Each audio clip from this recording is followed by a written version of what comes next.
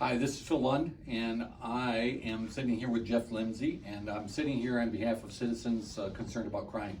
And Jeff has graciously allowed us to come and talk with him today, and so we've got a couple issues. So Jeff, I appreciate it very much as far as good you afternoon. joining Thanks me. for coming by. We Yeah, get to happy to talk do about that. a few things here. Yep. And if you don't mind just diving right in, Sure, we can it's do fine. that. So in the paper today and on social media yesterday was the issue of the Seymour case, and I wanted to talk with you about that and have a little bit of background as far as what happened, why it happened, and just completely open to you as far as Sure. you telling us what went on there. Well, Mr. Seymour is an individual that's pretty well known by this office. Mhm. I wasn't aware of this case until I read it in the newspaper yesterday as well. I also got a call from the chief of police asking me what happened. It's a Canyon City Police Department case, and they sure care about their cases. Mhm. So I attempted to figure out what happened. There was a plea agreement, it's announced in the paper, that was offered to Mr. Seymour. It's not a plea agreement that I personally believe in.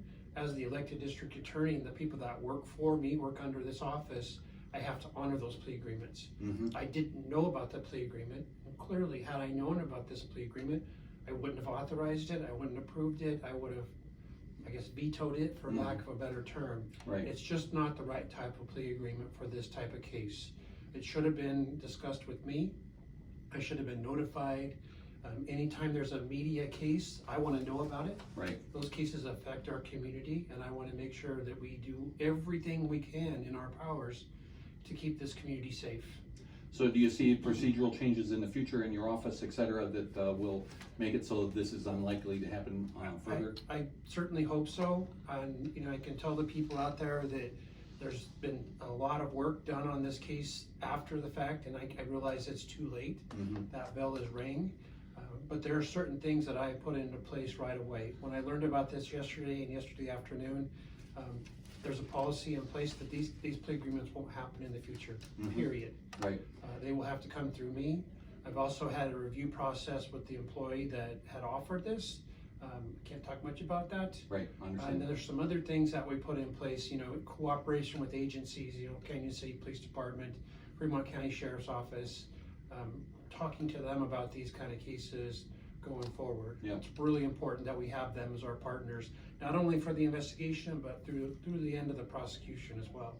So we've had 5 citizens for against crime or concerned about crime meetings, and you've attended 4 of those, and I have. appreciate that. And Yeah. each time you've been basically stating that there's going to be changes in the office, and that we're going to be having a different kind of situation than what we recently had, and people have been concerned about. And I think that's part of what surprised people is this coming down after you recently took office. And the other piece, and I'd like you can talk about this as well, is the whole Pueblo case, where just 2 days before this came down, a very similar length of felonies, et cetera, that gentleman had.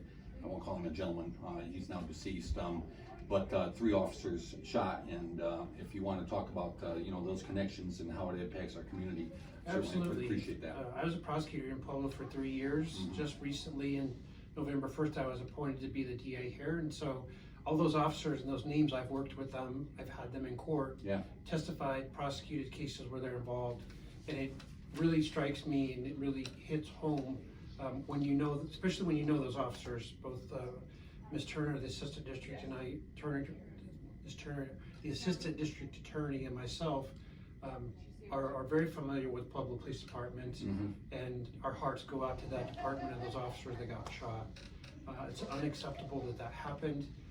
Right, he shouldn't have been out on the street, and that's where people think the same thing about this guy, Seymour, that he shouldn't have been out on the street at this point. Well, and I know he's got some years hanging above him if he violates probation. That's what the plea agreement does say, that there's 13 years DOC suspended if there's not a successful probation completion.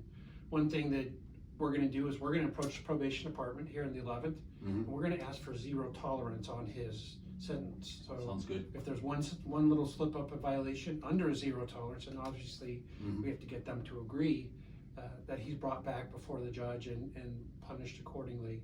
Certainly our hope, and we never wish for people to not succeed. Right. But I think his track record is a little bit questionable. Needs to be on a short leash. Yeah. So what would you tell the citizens of Fremont County as far as the future and what's it look like? It almost is, you know, a new day. This happened, and how do you see the future rolling out? Because people got great hopes in you, to be quite frankly. They are excited that you're taking this office, and just what confidence can you give them that things like this undoubtedly are going to be changing? Well, I think we're gonna make mistakes. I think we're humans and we're gonna not do always the right thing. Sure. But we're gonna own it and we're gonna fix it and we're gonna change it. That's what's happened already in this case, just since the newspaper article came out yesterday.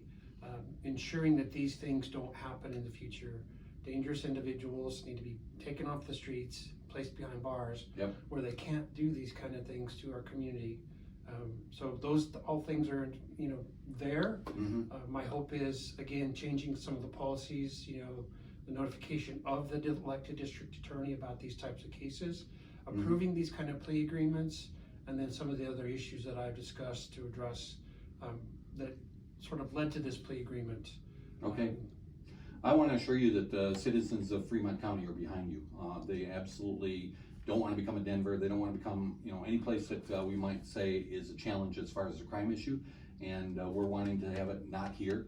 And we're very pleased that you have this office. And, you know, it was a surprise to all of us, and apparently a surprise to you when this case came down. And so I'm glad you took the time today to at least talk about this case and tell the citizens. I'm going to post that, and folks will be able to see that on Facebook. So anything else you want to say about this? Or I think the bottom line is this plea agreement shouldn't have happened.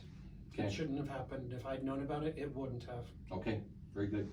Thank you, Jeff. I appreciate it. Thanks for coming by. Appreciate it. Okay.